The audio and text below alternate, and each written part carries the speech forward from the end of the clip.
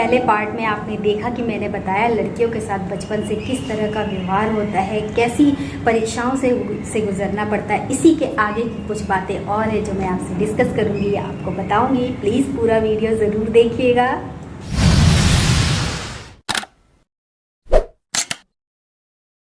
लड़की अगर पति को खुश रखती है तो जादूगरनी है, हमारे लड़के को छीन लिया, पता नहीं क्या जादू सिखा के भेजा है। और अगर पति को खुश ना रखे तो ये सुनने को मिलता है इतना भी नहीं सिखाया गया कि अपने पति को खुश रखा जाए। अपनी पति को खुश रखोगी तभी तो ससुराल में अपनी जगह बना पाओगी। यानी दोनों ही तरीके से उसे ही सुनना पड़ेगा। मजाक की अगर मैं बात करूँ तो हर तरह का मजाक लड़कियों के ऊपर ही शुरू होता है, लड़कियों के ऊपर ही ख़त्म होता है। चाहे वो गर्लफ्रेंड हो, चाहे वो फ्रेंड हो, चाहे वो वाइफ हो, हर तरह का मजाक केवल लड़कियों को लेकर किया जाता है। व्हाट्सएप पे देख लीजिए, कवि सम्मेलन में देख लीजिए, हर जगह औरतों का, पत्नियों का मजाक बनाया जाता है कि शादी हो गई तो हमारी तो लाइफ ख़राब हो गई, हम तो बंधन में आ गए, आज़ाद बहुत अच्छे थे। लेकिन देखा जाए तो किसकी आज़ादी खत्म हुई है? लड़की पहले अपने काम करती थी और मज़े से रहती थी, और लड़का पहले भी उसके काम उसके घर वाले करते थे, वो मज़े से रहता था। शादी के बाद तो उसके और मज़े हो गए। एक लड़की आ गई, यानी एक तरह से फ्री की नौकरानी आ गई जो उसकी सेवा करेगी, उसका बिस्तर पे भी उसको खुश रखेगी, उसके कपड़े भी धोएगी, उसको खाना भी बना के खिलाएगी, उसको खुश भी रखेगी, उसके घर वालों को भी खुश रखेगी और बिल्कुल चुप रहेगी, कुछ नहीं बोलेगी। तो किसकी ज़िंदगी खराब हुई? किसकी ज़िंदगी में फ़र्क आया? किसकी ज़िंदगी चेंज हुई? एक लड़की की। लेकिन मजाक किसका बनता है? लड़कियों का ही, कि उन्होंने लड़कों की लाइफ ख़राब कर दी। ये जो इज़्ज़त का बड़ा बड़ा ढिंडोरा पीटते हैं ना, इज़्ज़त की दुहाई देते हैं, हमारी घर की औरतें तो हमारी इज़्ज़त है, लड़कियों की इज़्ज़त करो, औरतों की इज़्ज़त करो, वो सब हमारी इज़्ज़त है, हमारा मान सम्मान है। लेकिन गालियाँ किस पर बनती हैं? हम औरतों पे, हम लड़कियों पे। सारी गालियाँ आप चुन चुन के निकाल के देख लीजिए, सब लड़कियों पे ही बनी है। कभी एक लड़के के ऊपर भी गालियाँ बनी हैं? फिर ये कैसी इज्जत देते हैं आप हमें? कैसा मान सम्मान देते हैं? कोई गलती हो जाए तो उसे फट से बोल दिया जाता, चलो अपना सामान बांधो और निकलो हमारे घर से। हमारा घर, जिस घर को वो ये सोच के आई थी ये मेरा घर है, उस घर से तो निकालते हुए किसी ने एक पल का न सोचा। 2 मिनट में बोल दिया गया निकलो इस घर से। वो निकल के जाए कहाँ? मायके जाएगी तो उसे मायके में ये सुनना पड़ेगा, तुमने बहुत गलत किया अपना ससुराल छोड़कर, तुम्हें माफ़ी मांग के वहीं जाना होगा, वही तुम्हारा घर है, यहाँ तुम नहीं रह सकती, लोग क्या कहेंगे, रिश्तेदार बातें बनाएंगे, तुम यहाँ नहीं रह सकती, छोटे भाई बहनों का क्या होगा, उनके लिए कोई रिश्ता नहीं आएगा, उनका घर नहीं बसेगा। और बेचारी मजबूर होकर वापस वहीं चली जाती है, माफ़ी मांग के सर झुका के वहीं रहती है। कदम कदम पर उसे समझाया जाता है ऐसा करना सही नहीं है, वैसा करना सही नहीं। लड़कों को कभी समझाया जाता है बचपन में? ब्रा की स्ट्रैप कहीं दिख रही, अरे तुरंत इसको ढको। साथ में सहेली अगर कोई चल रही है तो वो भी जल्दी से सामने आके उसके ब्रा की स्ट्रैप ठीक करेगी, तेरी स्ट्रैप दिख रही है तो क्या हुआ, दिख रही है। लड़के भी तो पहनते हैं, उनकी बनियान दिखती है तब तो कोई फ़र्क नहीं पड़ता, लड़कियों से ही क्यों फ़र्क पड़ता है? पीरियड हो गए, किसी को बताना नहीं कि तुम्हें पीरियड हुए, क्यों छुपाना? ये तो एक शारीरिक प्रक्रिया है, लड़के बड़े नहीं होते, उनमें चेंज नहीं आते, फिर लड़कियों को क्यों छुपाना है? पीरियड हो गए हैं, किसी से आस पड़ोस से नहीं कहना, तकलीफ़ हो रही है, मुंह सीके चुपचाप दवा लेके बैठ जाओ। व्रत त्यौहार पड़ गए तो मंदिर नहीं जा रही हो लेकिन किसी को बताना नहीं कि क्या हुआ है। अजीब तरह के नियम है ये। नीयत तो खराब होती है आदमियों की, लेकिन पर्दा किसको करना है? औरतों को। कपड़ों का ध्यान किसको रखना है? लड़कियों को। लड़कों को अपनी नज़रें सुधारने की ज़रूरत नहीं है, जो सुधार करना है केवल लड़कियों को करना है। रेप होते हैं आए दिन और इल्ज़ाम क्या आता है? ऐसे कपड़े पहनेंगी, इस तरीके से रहेंगी, ऐसे आज़ाद घूमेंगी, देर रात तक बाहर रहेंगी तो रेप ही होंगे ना। लड़कों के साथ घूमेंगी तो ऐसी ही इमेज बनेगी ना। क्यों भाई? लड़कियां भी तो लड़कों को निक्कर में बिना शर्ट के देखती हैं, उनका मन तो नहीं मचलता, उनका मन तो नहीं करता कि वो लड़कों को छेड़े।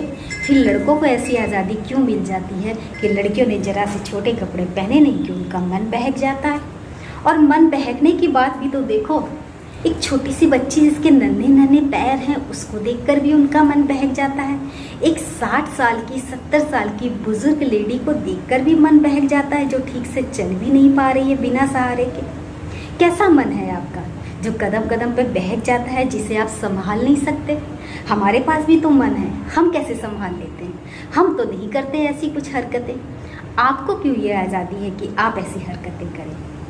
नौकरी करो तो दिक्कत, नौकरी करती हो कोई एहसान तो नहीं करती हो, घर के काम कौन करेगा, ये भी तुम्हारा फ़र्ज़ है। और नौकरी ना करो तो ताने सुनकर मिले, बैठे बैठाए खाने को मिल जाता है, खर्च करने को मिल जाता है। नौकरी करनी पड़ेगी तब पैसे की वैल्यू पता लगेगी। यानी किसी भी तरीके से उस बेचारी को चैन नहीं लेने देना, उस बेचारी को सुनाते ही रहना, यही समाज का दस्तूर है, यही होता आया है और यही होता रहेगा। कभी कभी तो लगता है औरत होना भी एक सज़ा है। इतनी सारी बंदिशें, इतनी सारी पाबंदियाँ, इतने सारे नियम, इतने सारे उलाहने कि उनको गिनवाते गिनवाते भी मैं थक जाऊँ। ना पढ़े तो जाहिल, पढ़ लिख ले तो भाव बढ़ गए, शादी ना करे तो बदचलन नकचड़ी, शादी कर ले तो अब आई अक्ल ठिकाने, अब आया ऊँट पहाड़ के नीचे। मिलकर रहे तो बड़ी चालाक है, मिलकर ना रहे तो घमंडी। पढ़ लिख कर बच्चे संभाले तो पढ़ लिख कर क्या उखाड़ लिया, और जो नौकरी कर ले तो 4 पैसे क्या कमाने लगी, हवा में उड़ने लगी है। मिलने जुलने लगे तो पता नहीं क्या जादू आता है, ना मिलकर रहे तो पता नहीं खुद को क्या समझती है। बड़ी लंबी लिस्ट है इल्ज़ामों की, मैं थक जाऊंगी लेकिन ये ख़त्म नहीं होंगे। समाज के लिए बड़ी शर्म की बात है कि औरत के लिए इतने नियम बना दिए, इतने मापदंड हैं, लेकिन मर्दों के लिए कुछ भी नहीं। जबकि देखा जाए तो औरत की ताकत की सीमा तो कोई सोच भी नहीं सकता कि उसकी ताकत कितनी ज़्यादा है। वो इंसान पैदा कर देती है, बिगड़ा हो तो संस्कार डाल देती है, मकान दे दो तो उसे घर बना देती है, अनाज दो तो उसे खाना बना देती है, प्यार दो तो जान लुटा देती है। यानी जो भी दो वो दुगना ही वापस करती है और बड़े प्यार से वापस करती है, ताने देकर वापस नहीं करती। ये औरत है, लेकिन मजबूरी तो देखिए उसकी। 2 घर होते हुए एक घर उसका नहीं। माँ बाप भाई बहन से मिलने जाना है तो पति ससुराल वालों की मर्जी से जाना है। अपनी ज़िंदगी पर उसका हक नहीं होता। उसके हकदार उसकी उम्र के साथ बदलते रहते हैं। बचपन से शादी होने तक उसके हकदार उसके माँ बाप भाई बहन वो होते हैं, और शादी होते ही पति ससुराल वाले और उसके बाद बच्चे। यानी बाकी सबका हक है उसके ऊपर, केवल खुद का हक नहीं है उसका। लड़की जो 2 घर के होते हुए भी बेघर होती है, क्या ऐसा नहीं होना चाहिए कि उसकी भी शादी तब की जाए जब वो आत्मनिर्भर हो जाए? जैसे आप अपने लड़कों को, अपने बेटों को पढ़ा लिखा कर नौकरी करके आत्मनिर्भर बनाती हैं, उसके बाद जाकर उसकी शादी करते हैं ताकि वो अपनी फैमिली को संभाल सकें। लड़कियों के लिए भी ऐसा होना चाहिए कि वो जब अपने पैरों पे खड़ी हो जाए तब उनकी शादी की सोची जाए। और जो शादी के लिए इतना सारा दहेज जोड़ा जाता है, गहने, कपड़े, पैसे, उन सब के बदले उसे एक घर उसके नाम करके दिया जाए ताकि उसके पाँव ज़मीन पर मजबूती से टिके हों, ताकि उसे कोई ये ना कह सके कि निकल जाओ हमारे घर से। सड़क पे रहना पड़ेगा तब घर की वैल्यू पता लगेगी। उसके पास उसका अपना घर होगा जिसे वो अपना कह सकती है, और जब कोई उसे नहीं रखेगा या उसकी इज्जत नहीं करेगा या उसके मान का ध्यान नहीं रखेगा तो उस अपने घर में जाके रह सके। माँ बाप अगर ऐसा तोहफा देंगे तो कभी किसी लड़की के साथ गलत व्यवहार नहीं किया जाएगा, कभी किसी लड़की को ससुराल वालों से दबना नहीं पड़ेगा। समाज में उसकी भी उतनी ही मजबूत स्थिति होगी जितनी लड़कों की होती है। आखिर मैं इतना ही कहना चाहूँगी कि आज जिनकी सांस 5 मिनट मास्क लगाने से उखड़ जाती है, ये वही लोग हैं जो चाहते हैं औरत पल्लू में खुद को ढकी रहे, औरत अपने चेहरे को ढककर चले। जब उनकी सांस उखड़ सकती है तो हमारी क्यों नहीं? हमने तो कभी शिकायत नहीं की। इसी से जुड़ी हुई मेरी एक कविता है, तुमने तो कहा था। डिस्क्रिप्शन बॉक्स में उसका लिंक होगा, प्लीज़ ज़रूर सुनिएगा और लाइक एंड शेयर कीजिएगा। सोच के देखिएगा मेरी बातों पर, क्या आपको कुछ सच्चाई नज़र आती है? और अगर मेरी बातें आपके दिल को छूती हैं तो कहीं थोड़ा सा बदलाव लाने की कोशिश करें। शुरुआत अपने घर से करें, अपने घर की बहू बेटियों से करें, अपने घर की लाडली से करें, और उसे लाड प्यार से विदा करें, लेकिन सम्मान के साथ। जहाँ सम्मान न मिले उसे वहाँ रहने न दें।